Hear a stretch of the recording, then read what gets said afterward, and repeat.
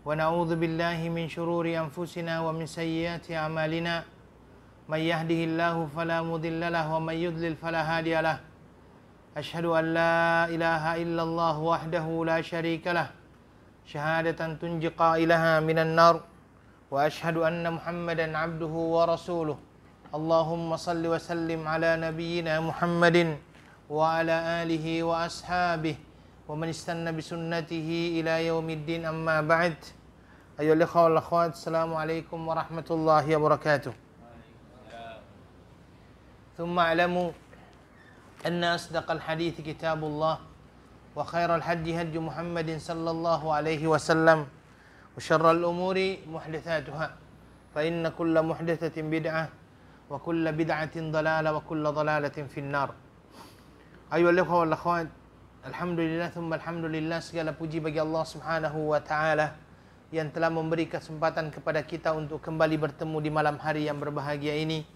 Kita berharap mudah-mudahan Allah subhanahu wa ta'ala menjadikan pertemuan ini adalah pertemuan yang dirahmati oleh Allah subhanahu wa ta'ala. Kita berharap mudah-mudahan Allah subhanahu wa ta'ala memasukkan kita dalam golongan hamba-hambanya yang bersyukur. Karena sesungguhnya kesyukuran ini adalah merupakan hal yang sangat penting dalam hidup kita. Bahkan dikatakan bahwasanya setengah daripada agama ini adalah ada di dalam kesyukuran. Ya, setengahnya adalah sabar dan setengahnya lagi adalah kesyukuran. Salawat beserta salam kepada Nabi kita Muhammad sallallahu alaihi wasallam, Nabi akhir zaman.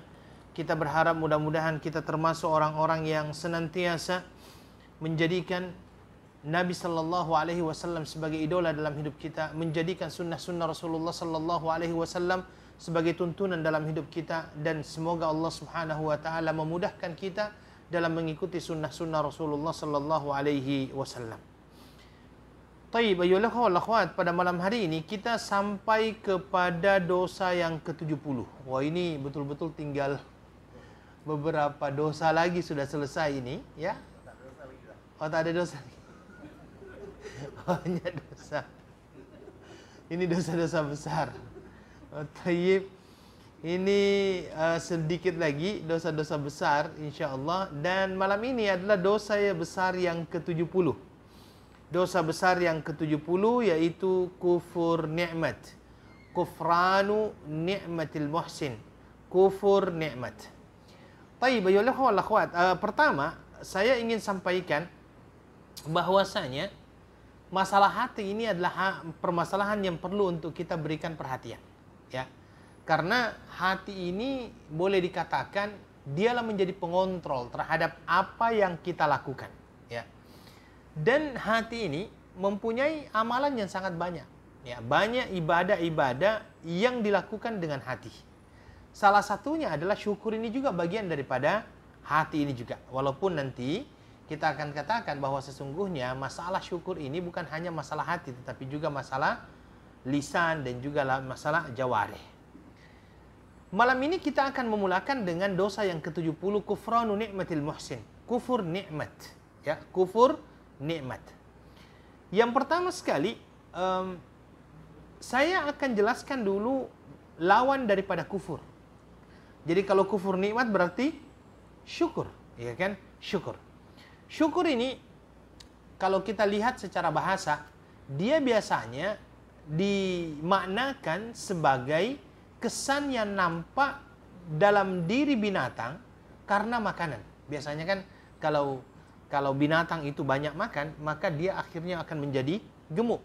Makanya orang Arab biasanya akan berkata bahwa syakaratid dabbah. Syakaratid dabbah itu artinya, dabbah itu binatang. Kalau syakaratid dabbah artinya binatang itu menjadi gemuk. Ya, binatang itu menjadi gemuk, ada kesan daripada makanan yang dia makan sehingga dia menjadi gemuk. Biasanya di dalam bahasa Arab itu diterjemahkannya dengan kata-kata syakarah.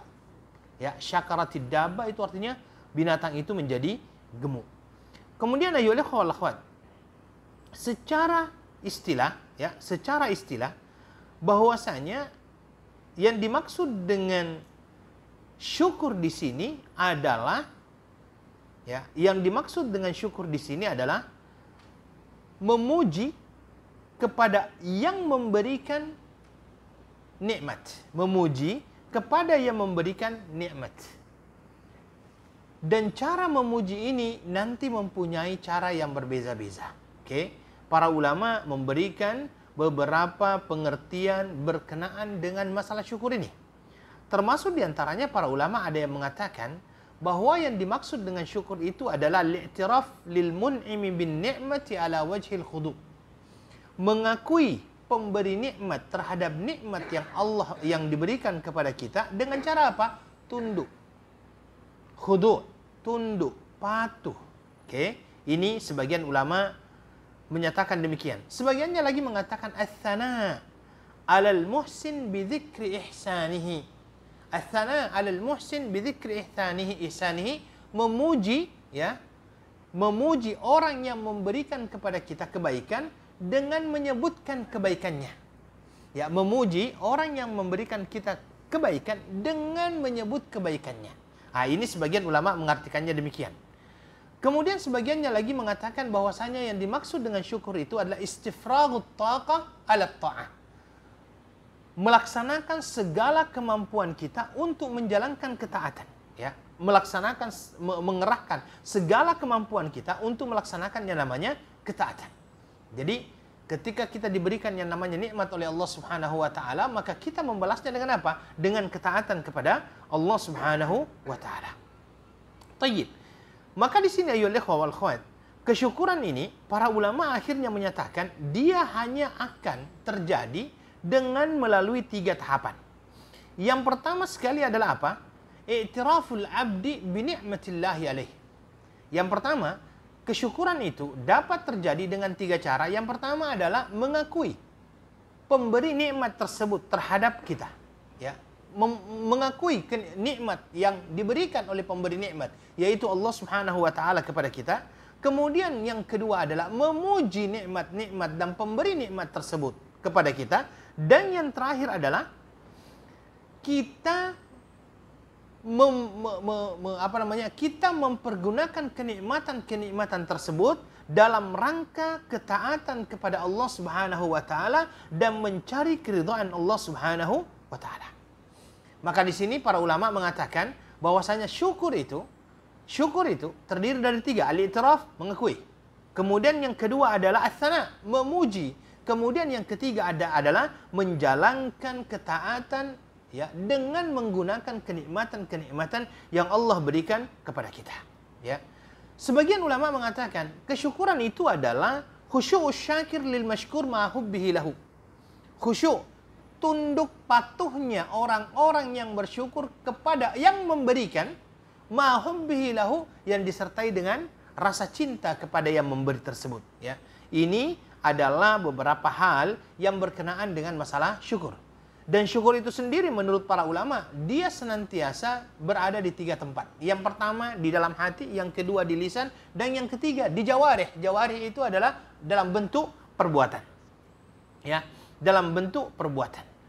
Maka di dalam sebuah hadis sahih Nabi sallallahu alaihi wasallam menyatakan, la yattakhidanna ahadukum qalban syakira.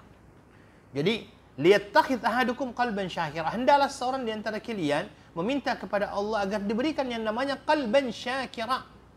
Qalban syakira, hati yang bersyukur. Wa lisanan dzakira, lisan yang senantiasa berzikir. Wa zaujatan mu'minatan tu'inuhu ala amril akhirah. Dan hendaklah dia meminta kepada Allah agar diberikan pasangan yang akan membantunya di dalam taat kepada Allah Subhanahu wa taala. Maka di sini kenikmatan ayyuhal ikhwah wal akhwat, yang pertama sekali adalah meyakini sekaligus mengakui, ya, nikmat tersebut dari Allah Subhanahu wa taala, dan itu dilaksanakan dalam hati. Kemudian setelah itu dengan lisan, ya, dengan lisan, dengan mengucapkan pujian-pujian kepada Allah Subhanahu wa taala terhadap apa yang Allah berikan kepada kita. Kemudian yang ketiga adalah melaksanakan ketaatan kepada Allah Subhanahu wa taala sebagai bentuk wujud syukur kita terhadap nikmat yang Allah berikan kepada kita. Oke. Tayyib, ayyuhal ikhwah wal akhwat, salah satu hal yang luar biasa ayyuhal ikhwah, bahwa salah satu nama Allah itu adalah Syakir wa Syakur. Ada 2 nama Allah yang berkenaan dengan masalah syukur ini. 2 nama Allah berkenaan dengan syukur. Termasuk diantaranya, kalau kita lihat di dalam surah Al-Baqarah itu,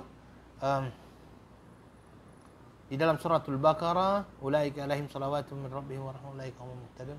Inna as-safa wal marwata min sya'airillah, wa man hajjal baita wa i'tamara fala junaha alaihi an yattawwafa bihima, wa man tatawwa khairan fa innallaha syakirun alim.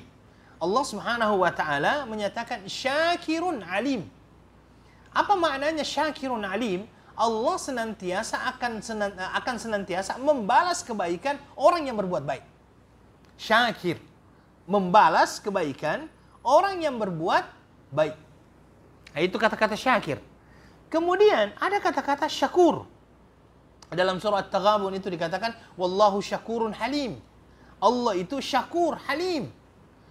Maha membalas, halim. Jadi, walaupun akhirnya para ulama bahasa mencoba untuk membedakan apa makna daripada syakir dan apa makna daripada syakur. Syakir itu yang membalas kebaikan seseorang. Kalau syakur itu masuk dalam kategori ismul mubalaghah. Ismul mubalaghah itu menunjukkan berlebihan. Ya, berlebihan.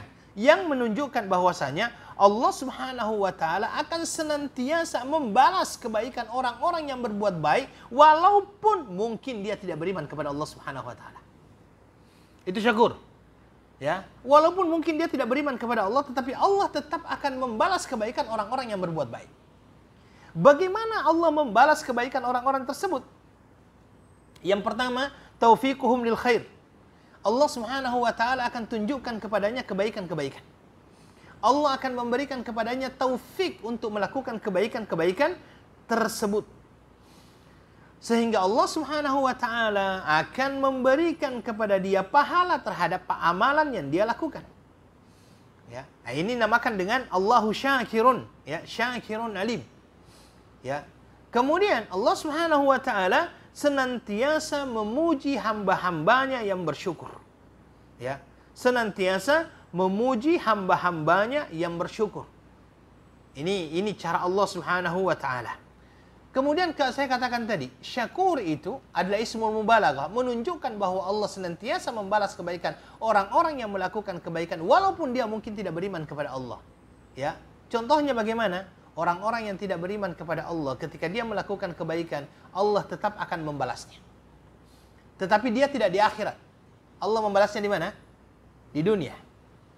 Allah membalasnya di dunia. Ketika dia misalnya memberikan makan anak yatim, memberikan makan orang miskin, memberikan makan orang-orang yang dhaif misalnya, tetapi dia tidak beriman kepada Allah Subhanahu wa taala, Allah memberikan mengganti kebaikan-kebaikan yang dia lakukan itu dengan kebaikan di dunia, tapi dia tidak akan pernah dapatkan di mana? Di akhirat.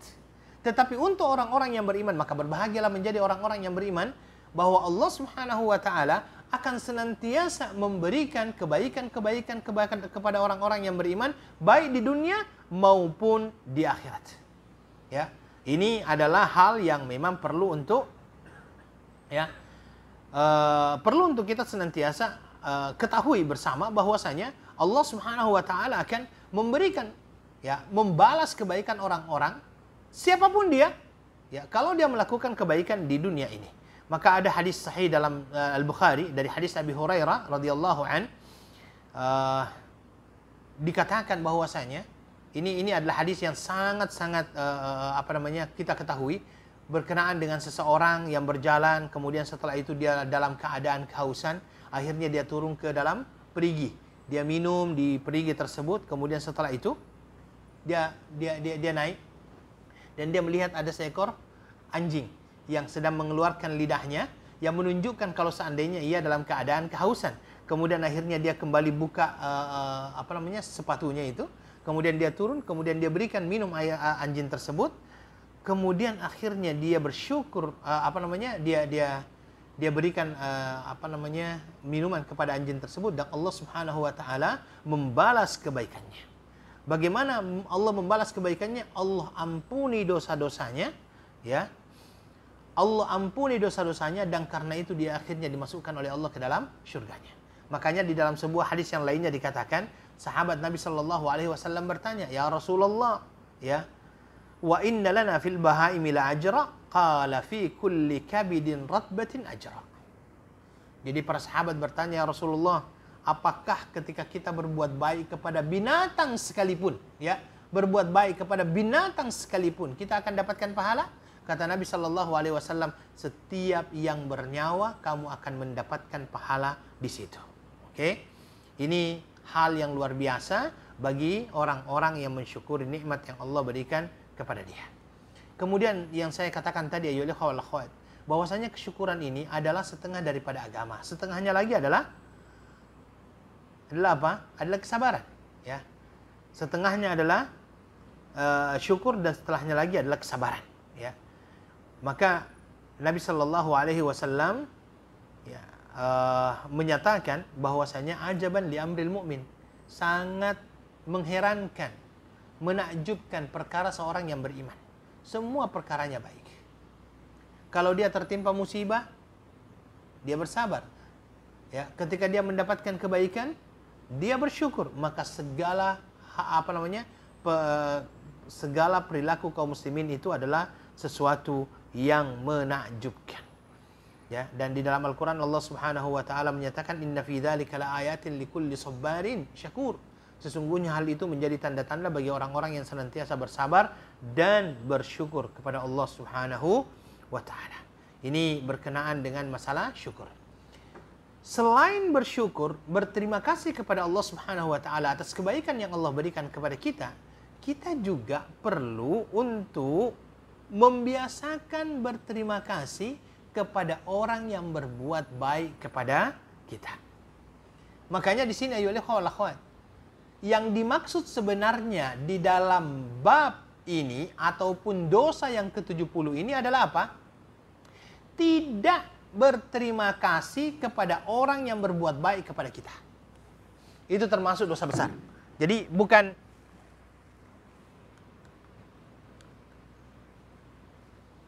rusak.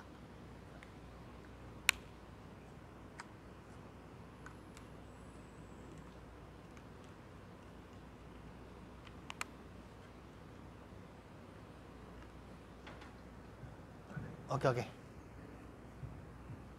Ya. Jadi yang dimaksud dengan kufranu ni'matil muhsin di sini, ini lebih kepada tidak bersyukur ataupun tidak bisa berterima kasih, tidak mampu berterima kasih kepada orang yang berbuat baik kepada dia. Makanya di sini dikatakan kufranu ni'matil muhsin. Kufur nikmat terhadap orang yang berbuat baik kepada dia. Dan di dalam ayat ini, di dalam bab ini, Al-Mu'allif rahimahullah, penyusun kitab ini, membawakan ayat yang pertama, anishkurli wali walidaik, bersyukurlah kepadaku dan kepada kedua orang tuamu.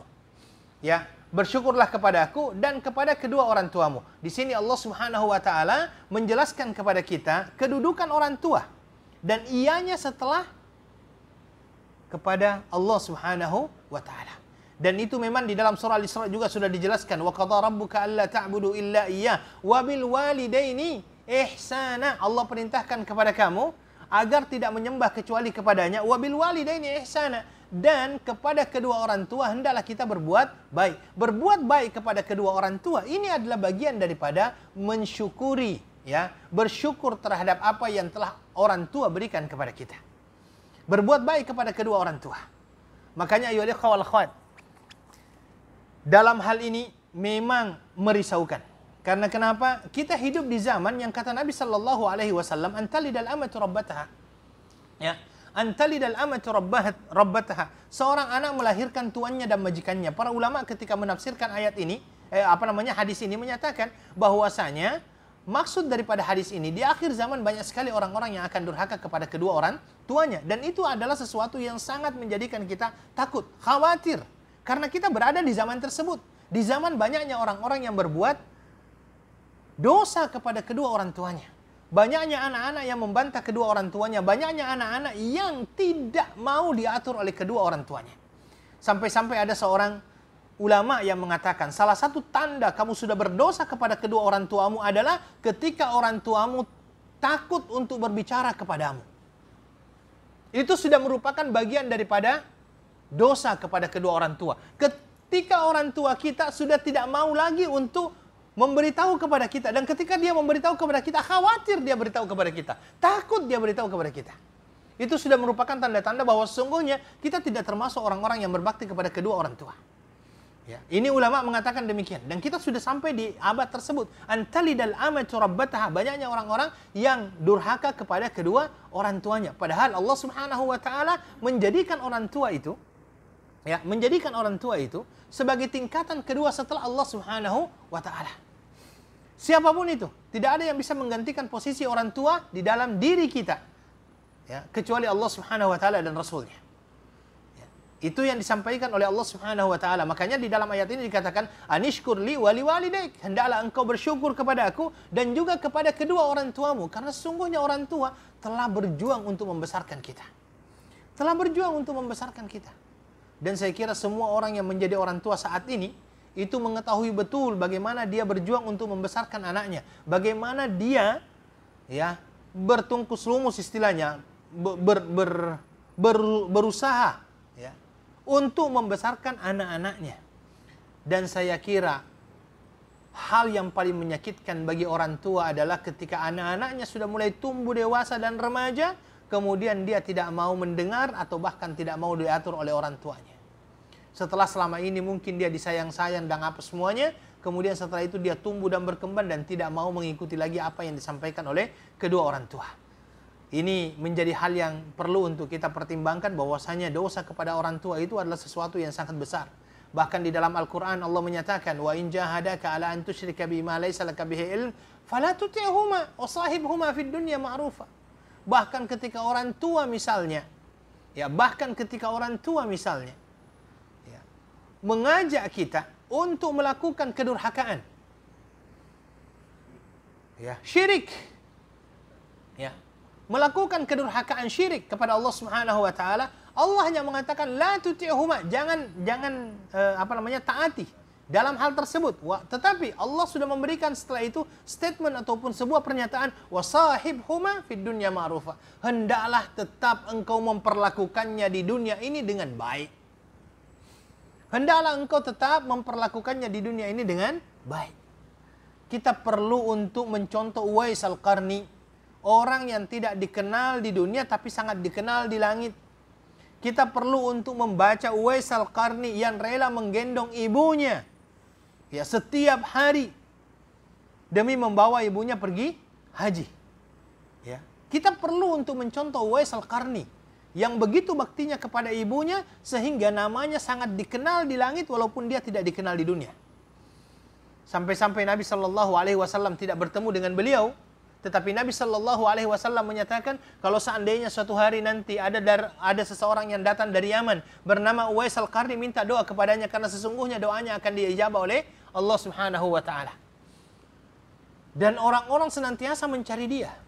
Sampailah akhirnya di zaman Umar bin Khattab radhiyallahu an, dia tahu bahwasanya ada seseorang yang dari Yaman bernama Uwais Al-Qarni, dan akhirnya Umar bin Khattab radhiyallahu an memohon doa kepadanya.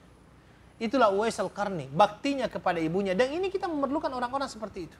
Anishkur li wa liwalidaik, bersyukurlah kepada aku dan kepada kedua orang tuamu. Ya, bersyukurlah kepada aku dan kepada kedua orang tuamu. Salah satu tanda anak saleh adalah apabila dalam doa-doa kita senantiasa kita selipkan nama orang tua kita. Karena kenapa? Dalam hadis dikatakan, awaladin salihin yad'ulah, anak saleh yang senantiasa mendoakan. Mendoakan siapa sih? Mendoakan orang tuanya.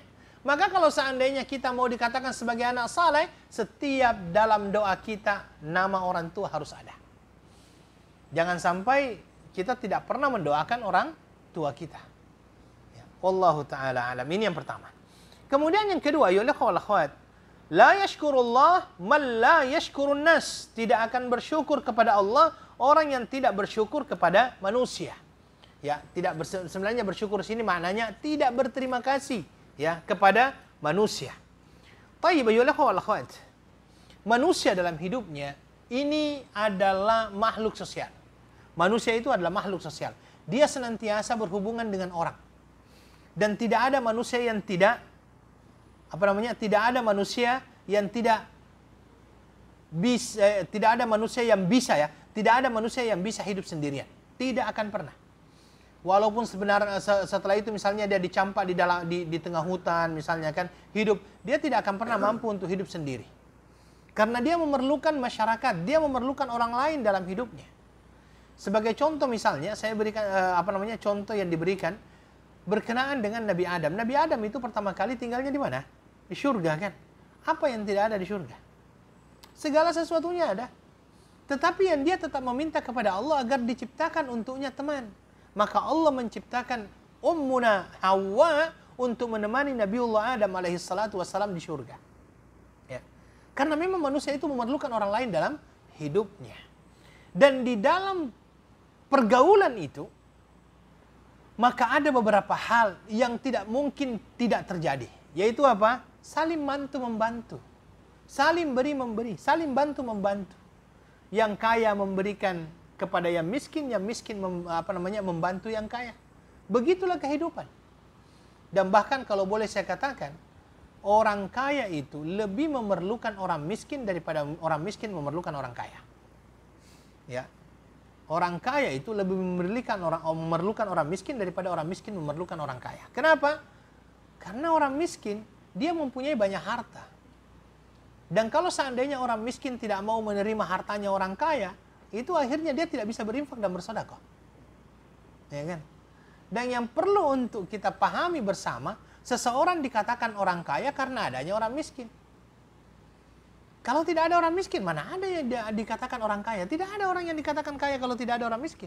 Karena adanya perbedaan tersebut, maka ini perlu dipahami bahwasanya ini adalah merupakan hal yang memang pasti ada. Ya, perbedaan itu pasti ada. Ya, dan orang miskin dan orang kaya ini saling memenuhi antara satu dengan yang lainnya. Oke. Maka dalam hal bermuamalah ini, Islam juga sudah memberikan ketetapan. Salah satunya adalah pandai berterima kasih terhadap kebaikan yang dilakukan oleh seseorang. Pandai berterima kasih terhadap kebaikan yang dilakukan oleh seseorang. Ketika seseorang misalnya mendapatkan bantuan orang ini, karena orang itu tidak akan pernah mampu hidup sendiri, saya katakan tadi. Dia kalau sakit memerlukan orang lain, paling tidak yang untuk membawanya kemana? Ke klinik. Paling tidak untuk membawanya kemana? Ke hospital. Paling tidak kan seperti itu. Atau paling tidak membelikan dia makanan kalau seandainya dia dalam keadaan lapar. Pasti ada. Maka di dalam muamalah tersebut Islam pun sudah mengaturnya. Bahwasanya setiap muamalah yang diadakan itu, orang berbuat baik kepada kita, maka kita perlu untuk berterima kasih kepadanya. Nabi SAW menyatakan, "Man sana'a ilaikum ma'rufan fakafi'uh." Barang siapa yang melakukan kebaikan untuk kalian, fakafi'u, maka balaslah kebaikan tersebut. Balaslah kebaikan tersebut. Ini juga semakin hari semakin tidak ada. Semakin hilang dalam kehidupan masyarakat kita. Saya kira kalau dulu, mohon maaf ya, kalau dulu, yakin saya, kalau dulu, antara satu tetangga dengan tetangga yang lainnya itu pasti saling mengenal antara satu dengan yang lainnya. Bahkan kalau seandainya satu tetangga mempunyai masakan yang lebih misalnya, pasti dibagikan kepada tetangga-tetangga yang lain. Wallahu alam, saya kira dulu juga tidak ada perbezaan siapapun warna kulit, warna dia berasal dari apa. Kalau seandainya memang dia datang ke rumah kita, kita akan jamu dia dengan baik. Ya. Saya kira kalau waktu berbuka puasa kita saling berbagi juada makanan itu banyak. Di sini Nabi SAW menyatakan, "Man sana'a ilaikum ma'rufan fakafi'u." Kalau seandainya ada orang yang berbuat baik kepada kalian, balas kebaikan itu. Bagaimana cara membalasnya? Balas dengan sesuatu yang mungkin lebih baik dari apa yang dia berikan atau yang sama. Ya, atau yang sama. Kalau seandainya misalnya ada orang yang dibelikan makanan, nasi, ayam misalnya kan, paling tidak suatu hari balas dengan sesuatu yang sama kalau dia mempunyai kemampuan untuk membelinya. Kalau seandainya pun dia tidak mampu untuk membalasnya dalam bentuk barang, maka Nabi SAW juga memberikan kepada kita caranya dengan ucapan. Kalau mungkin sesama manusia, ya mungkin ada yang tidak beriman ataupun berbeza agama dengan kita, memberikan kepada kita yang namanya hadiah atau apapun, boleh kita ucapkan kepada dia terima kasih, syukran, ya, dengan bahasa apa saja. Terima kasih, syukran, thank you atau apalah. Yang jelasnya kita berterima kasih. Kalau sesama kaum muslimin, maka Nabi SAW memberikan satu kata dan mengajarkan kepada kita satu kata. Apa itu? Jazakumullahu khairah. Jazakumullahu khaira. Itu yang disampaikan oleh Rasulullah sallallahu alaihi wasallam.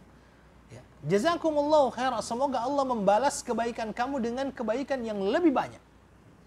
Itu yang disampaikan oleh Rasulullah sallallahu alaihi wasallam. Maka ini walaupun sangat sederhana tetapi mempunyai makna yang sangat dalam ketika kita mau untuk melakukannya. Ya. Walaupun misalnya membalas, makanya saya katakan membalas kebaikan orang lain itu ya sesuai dengan kondisi kita. Kalau seandainya kita mampu untuk membalasnya yang lebih baik, balas dengan yang lebih baik. Kalau seandainya kita mampu untuk membalasnya berupa makanan yang sama, silahkan balas dengan makanan yang sama. Kalau seandainya kita tidak mampu untuk membalas itu semuanya karena keterbatasan kita, takkanlah kata-kata jazakumullahu khairan juga kita tidak bisa ucapkan. Makanya Nabi Shallallahu Alaihi Wasallam di dalam hadis ini memberikan kepada kita satu amaran bahwa orang yang tidak mampu untuk berterima kasih kepada orang lain, sesungguhnya dia tidak mampu untuk berterima kasih kepada Allah Subhanahu Wa Taala. Orang yang tidak mampu untuk mengucapkan terima kasih kepada orang lain, dia adalah orang yang tidak akan pernah juga bersyukur kepada Allah Subhanahu Wa Taala. Kenapa? Karena kalau seandainya manusia saja dia tidak mampu untuk berterima kasih, padahal jelas-jelas dia bertemu dengan orang tersebut, bagaimana dia akan berterima kasih kepada Allah Subhanahu wa taala terhadap segala macam nikmat yang Allah berikan kepada dia. Maka ini man lam yashkurillah nas la yashkurillah. Ya. Dia barang siapa yang tidak bersyukur, tidak mampu berterima kasih kepada manusia, maka dia tidak mampu untuk bersyukur kepada Allah Subhanahu wa taala. Wallahu taala a'lam. Mudah-mudahan kalau seandainya kita membalas kebaikan orang lain kepada kita, Allah akan membalas kebaikan kita ya dengan pahala yang berlimpah. Taib, hadis ataupun dosa besar yang ke-71. Dosa besar yang ke-71 ini adalah kalau bahasa Arabnya itu man'u fadlil ma. Ya, man'u fadlil ma. Man'u fadlil ma artinya menahan kelebihan air, ya. Kalau kalau terjemahan secara harfiahnya man'u fadlil ma artinya menahan kelebihan air, ya. Kalau di sini saya lihat dosa ke-71 dia terjemahkannya menguasai sumber mata air untuk diri sendiri. Saya lihatnya agak tidak pas, tidak sesuai, tidak terlalu tepat ya terjemahannya. Karena kalau dalam edisi bahasa Arabnya itu man'u fadlil ma, menahan kelebihan air. Ya. Taib, sebelum saya masuk kepada penjelasan ini, saya jelaskan dulu makna daripada menahan kelebihan air. Oke. Yang pertama sekali saya mau sampaikan bahwa salah satu bentuk sedekah yang terbaik sebenarnya adalah dalam bentuk makanan dan minuman. Banyak orang yang ketika dia berfikir berkenaan dengan wakaf, berkenaan dengan infak, yang dia fikir hanyalah bagaimana membuat sarana dan prasarana, facility. Makanya banyak orang kita yang ketika misalnya, oh siapa yang mau berwakaf, berinfak, pasti fikirannya bangun kelas, bangun masjid, bangun apa lagi? Toilet dan lain sebagainya. Oke. Tapi sebenarnya salah satu infak dan sedekah yang terbaik juga itu ada di dalam makanan dan minuman. Karena apabila seseorang makan dan minum dari pemberian orang lain, maka sesungguhnya orang itu juga akan mendapatkan pahala dari setiap kebaikan yang dilakukan oleh orang yang dia beri makanan. Sebagai contoh misalnya, insya Allah, mudah-mudahan Allah Subhanahu wa taala memberikan keikhlasan kepada saya. Ketika saya memberikan syarahan seperti ini, bukan hanya saya yang akan mendapatkan pahala, mudah-mudahan Allah memberi keikhlasan kalau seandainya betul-betul ikhlas karena Allah, tetapi orang tua saya yang mempunyai peranan yang memberikan saya makan dan minum sejak saya kecil, dia juga akan dapatkan. Karena saya tumbuh dari air susu ibu saya. Saya tumbuh dan berkembang dari makanan yang diberikan oleh ayah saya sampai saat seperti ini. Begitu juga dengan makanan dan minuman yang kita berikan kepada seseorang, yang mana dengan makanan dan minuman tersebut, orang tersebut mungkin akan tumbuh dan berkembang. Makanya biasanya, mohon maaf, saya kalau seandainya ada orang yang mau berinfak di pesantren itu, saya biasanya arahkan, oke, belikan makan dan minum. atau buat yang namanya facility. Kenapa makan dan minum? Ketika hufadzul Quran, penghafal-penghafal Al-Quran ini misalnya, makan dan minum dari apa yang kita berikan, dan dagingnya tumbuh dan berkembang dari apa yang kita berikan kepadanya. Dan dengan itu dia mempunyai kekuatan untuk menghafalkan Al-Quran. Sehingga dia akhirnya menjadi orang-orang yang berilmu. Dan dengan ilmunya tersebut dia sampaikan kepada orang lain, kita sudah mempunyai andil. Tahu andil ya? Kita sudah mempunyai peranan dalam membentuk karakter orang tersebut dan dalam menjadikan dia sebagai orang-orang yang berilmu. Anda bisa bayangkan. Itu bisa berterusan itu, Pak. Itu bisa berterusan. Ya, itu bisa berterusan. Makanya ini adalah sesuatu yang luar biasa. Nabi Shallallahu Alaihi Wasallam juga mengatakan, tidaklah sebuah makanan itu dihidangkan kecuali Allah Subhanahu Wa Taala berikan keberkahan di dalamnya. Ya, kecuali Allah Subhanahu Wa Taala akan memberikan keberkahan di dalamnya. Maka, masya Allah, orang-orang yang terbiasa untuk membawa makanan untuk orang lain, ya. Orang-orang yang terbiasa untuk memberikan makanan kepada siapa saja yang memerlukan, insya Allah kalau seandainya orang tersebut akhirnya mempunyai kekuatan. Karena orang yang tidak makan kan otomatis lemah. Betul tidak? Orang yang tidak makan itu ya otomatis lemah. Apalagi orang yang tidak minum. Kalau kata orang sih, orang tidak makan 1 bulan, itu dia mampu bertahan. Tapi orang yang tidak minum berapa?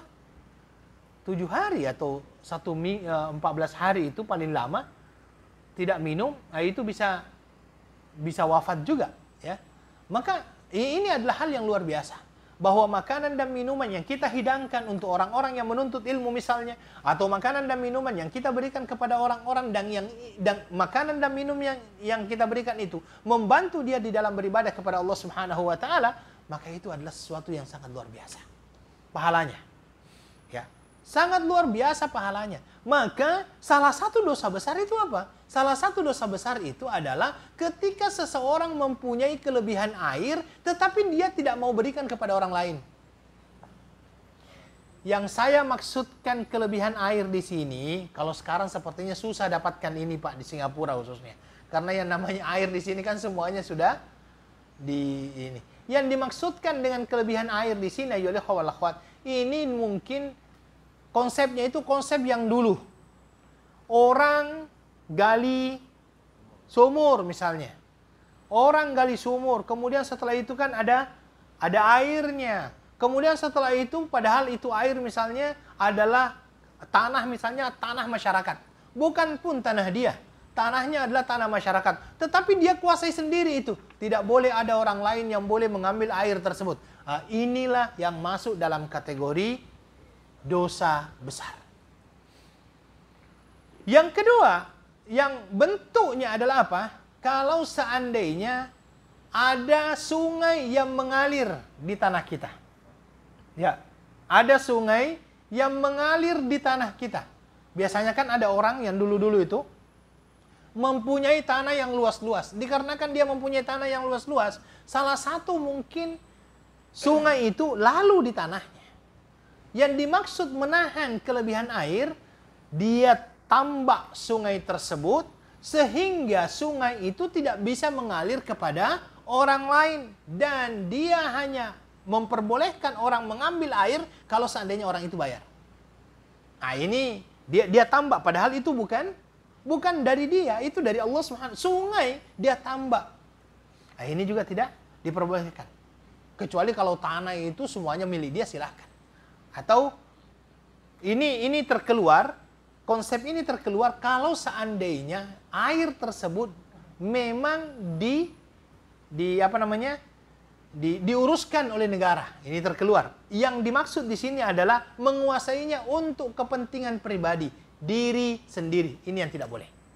Ya, ini yang tidak boleh. Ya, jangan sampai akhirnya orang-orang menahan air untuk diambil oleh orang lain. Taib. Ayat yang diambil di sini adalah Qul a'udzu billahi minasyaitonir rajim. Bismillahirrahmanirrahim. Qul ara'aitum in asbaha ma'ukum ghaura faman ya'tikum bima'in ma'in. Katakanlah wahai Muhammad, terangkanlah kepadaku jika sumber air kamu menjadi kering, maka siapa yang akan memberimu air yang mengalir? Ya, Siapa yang akan memberimu air yang mengalir?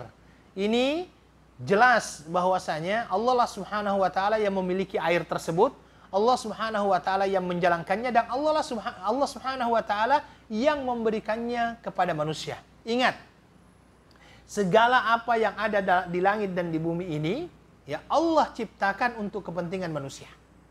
Ini hal yang menjadi asas. Kaidah awal ini adalah segala apa yang di langit dan di bumi ini, ya, langit dan di bumi yang kita lihat ini semuanya adalah untuk kepentingan manusia. Dan ini teori yang diberikan ulama. Segala sesuatu yang ada di muka bumi ini, insya Allah cukup untuk hidup manusia. Yang menjadikannya berkurang adalah karena ketamakan manusia.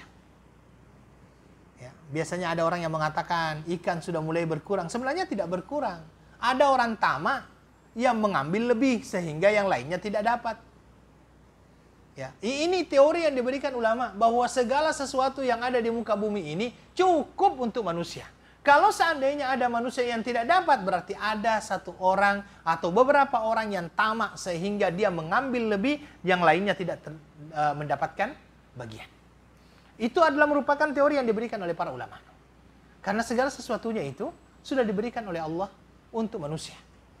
Maka kalau seandainya ada orang yang berkenaan dengan masalah air ini, dia tahan air tersebut, mungkin ada orang lain yang tidak akan mendapatkan. Maka di sini perlu dia menyadari bahwa air tersebut Allah Subhanahu wa taala yang memilikinya, satu, Allah Subhanahu wa taala yang mengaturnya, Allah Subhanahu wa taala berkehendak terhadap air itu.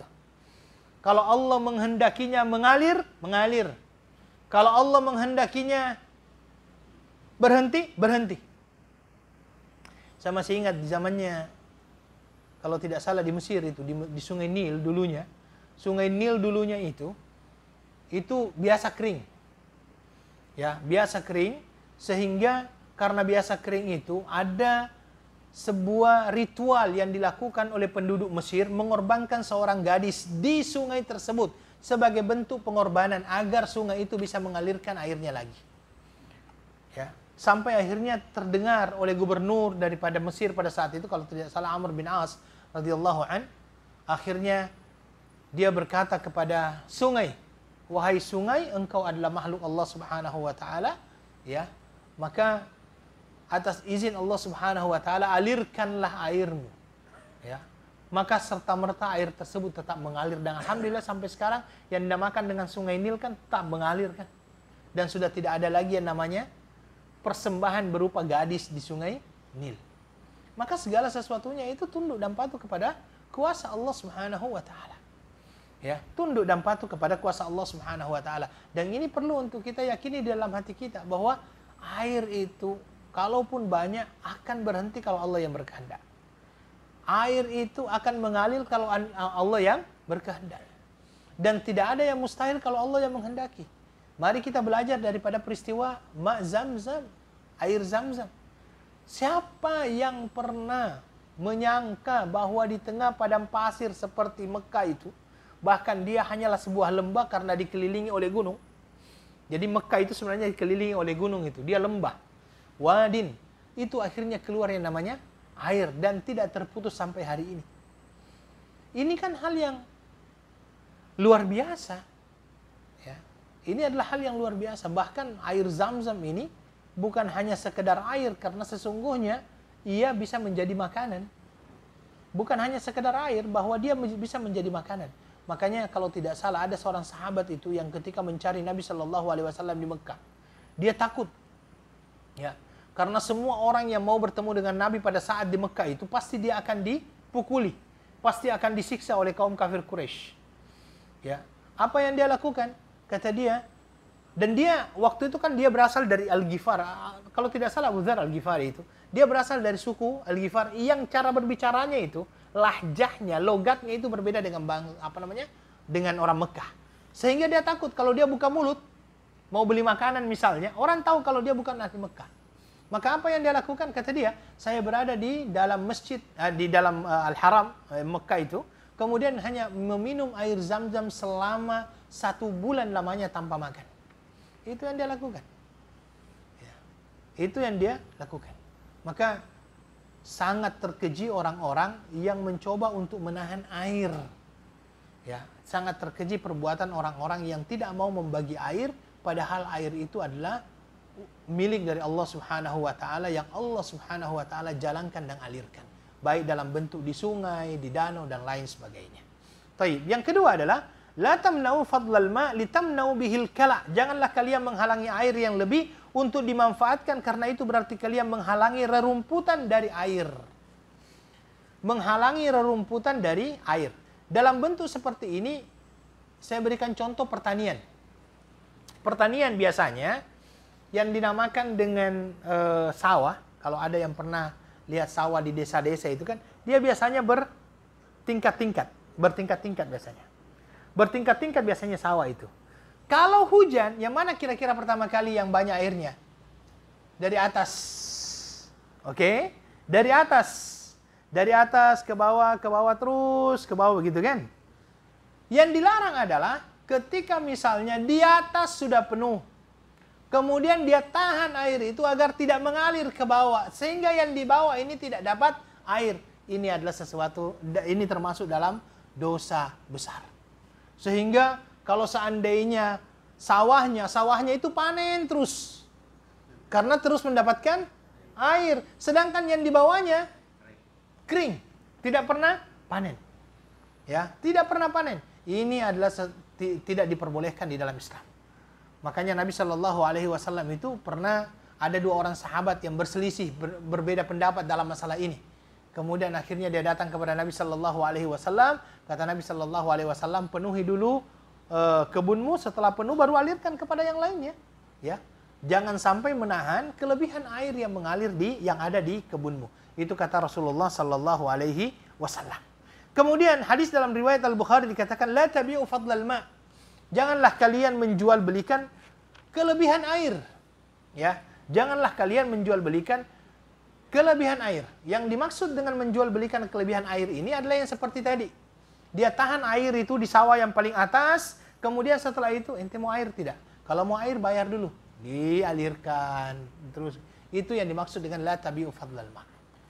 Ya, la tabi'u fadlal ma'. Ini sama dengan hadis dari Amr bin Shu'aib dari bapaknya, dari kakeknya, dari Nabi Shallallahu Alaihi Wasallam dikatakan, "Memana fadlal ma'i atau fadla kala'ih, mana'ahu Allahu fadlahu yaumal qiyamah." Barang siapa yang melarang orang lain untuk memanfaatkan air atau rerumputan yang lebih yang dimilikinya, maka Allah akan melarangnya dari karunia-Nya di hari kiamat. Ini sudah merupakan ancaman bahwasanya orang yang tidak memberikan kelebihan air kepada orang lain, maka Allah Subhanahu wa taala tidak akan memberikan air kepadanya di hari kiamat. Dan yang kita tahu bahwasanya di hari kiamat kelak nanti itu kita akan berada dalam sebuah situasi yang sangat menghauskan, sangat haus. Ya, karena kita akan berdiri. Ya, kita akan berdiri di bawah matahari yang terik, ya, berkumpul di satu tempat yang sangat luas.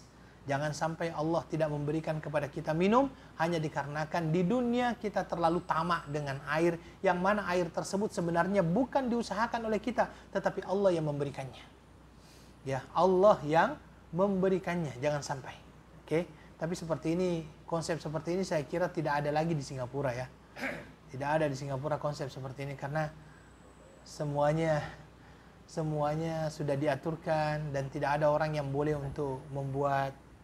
Ada tidak diperbolehkan lagi kan buat perigi di sini kan, tidak akan pernah diperbolehkan. Ya. Dan yang terakhir ya. Dan yang terakhir adalah thalathatun la yukallimuhumullahu wa la yanzuru ilaihim yaumal qiyamati wa la yuzakkihim wa lahum adzabun alim. Ada 3 golongan yang Allah tidak akan mengajak mereka berbicara. Maksud dari tidak mengajak mereka berbicara di sini, Allah tidak berbicara kepadanya dengan pembicaraan yang lemah lembut, kasih sayang, tidak. Tetapi Allah berbicara kepadanya dengan penuh kemarahan. Ya, makna daripada la yukallimuhumullah, Allah tidak berbicara kepadanya, maknanya adalah Allah tidak berbicara kepadanya dengan kelemah lembutan, tetapi Allah berbicara kepadanya dengan kemarahan. La yukallimuhumullahu wa la yanzuru ilaihim yaumal qiyamah, dan tidak melihat mereka pada hari kiamat. Wa la yuzakkihim. Kata-kata wa la yuzakkihim, dan tidak mensucikannya dari dosa-dosa mereka, artinya tidak mengampuni dosa-dosanya.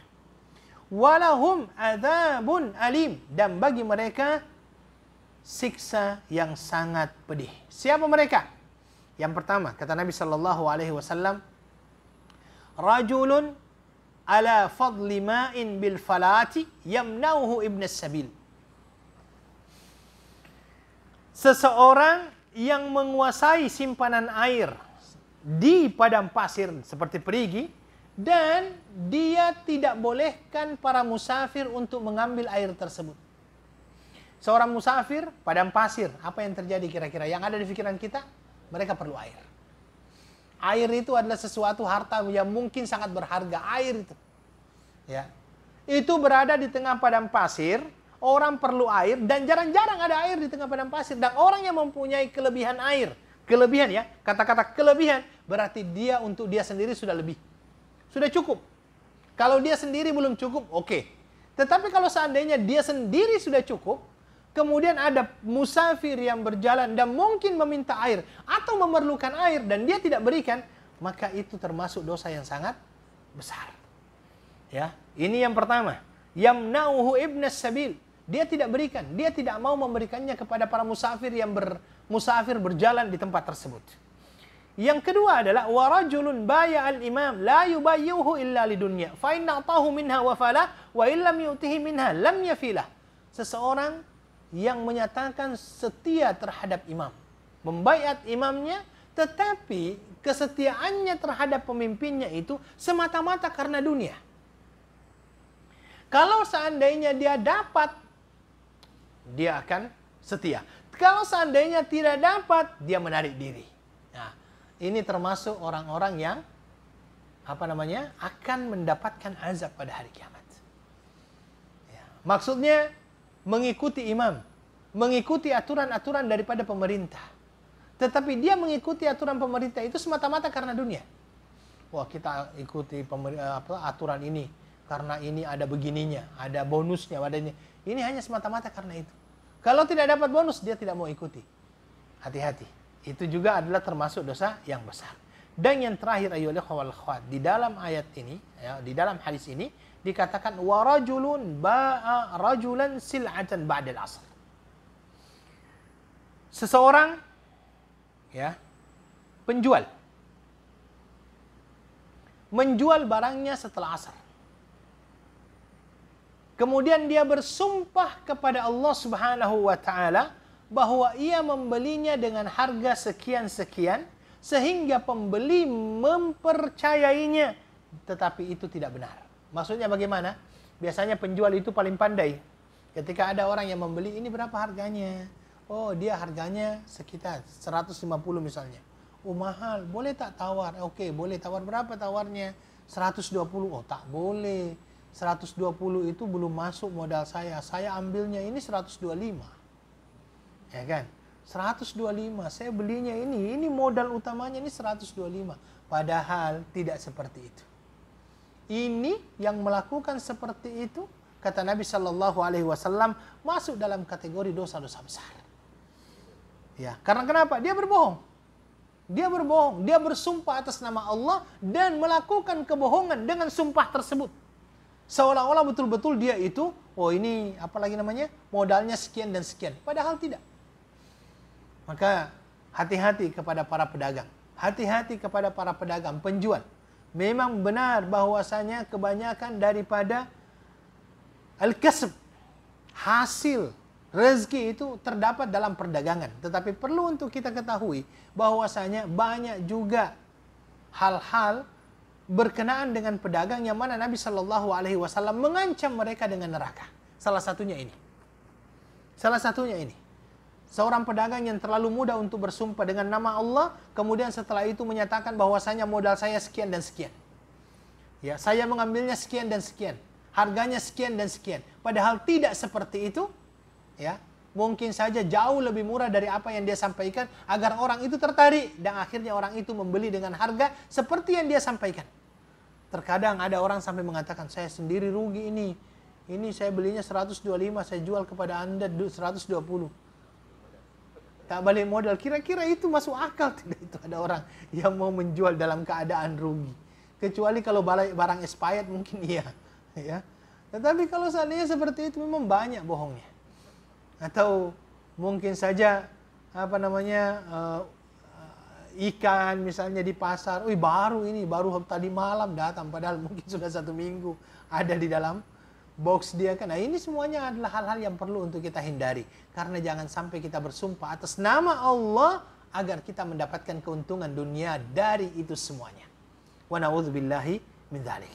Ya, ini berkenaan dengan menahan kelebihan air yang kita miliki dan kita kuasai untuk diri kita sendiri. InsyaAllah kita lanjutkan lagi dosa. Masih banyak dosa ini. Dosa yang ke-76 masih ada. Ya, masih ada dosa-dosa. InsyaAllah kita akan lanjutkan 2 minggu yang akan datang. Untuk minggu depan kita akan ambil Riyadhus Shalihin. Syukran lakum. Jazakumullahu khairan. Subhanakallahumma wa bihamdika asyhadu an la ilaha illa anta astaghfiruka wa atubu ilaik. Wa akhiru da'wana alhamdulillahi rabbil alamin. Assalamualaikum warahmatullahi wabarakatuh.